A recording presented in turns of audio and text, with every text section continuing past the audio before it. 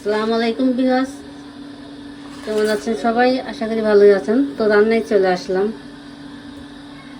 তো রান্না আজকে একটু দেরিতে আসলাম, কারণ ভোট দিতে গিয়েছিলাম আর ওখানে ভোট দিতে যায় একটু দেরি।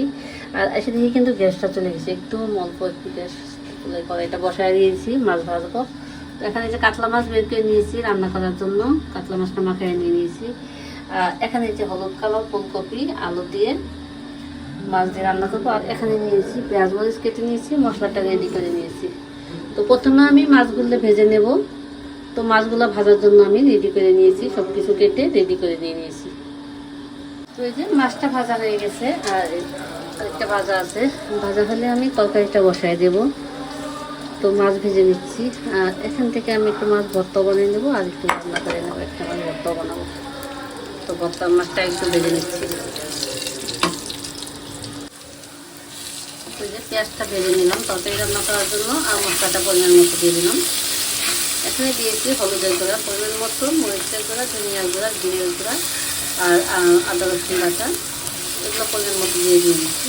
আর এখন আমি মশলাটা ভালোভাবে কষাই দেবো। এখন একটু পানি অ্যাড করে দিচ্ছি।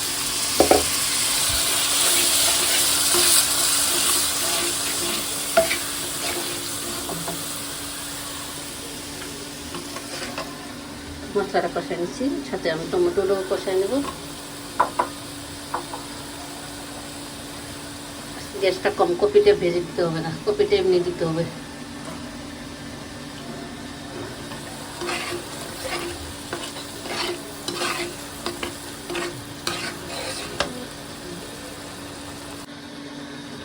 তো এটা মাছের তরকারিটা হয়ে গেছে, কাতলা মাছ দিয়ে কপি আলু দিয়ে টমেটো দিয়ে রান্না করে নিলাম। আর এখানে যে মাছের ভর্তা বানিয়ে নিয়েছি, ভাতটা আছে আর একটু বসাই দিয়েছি।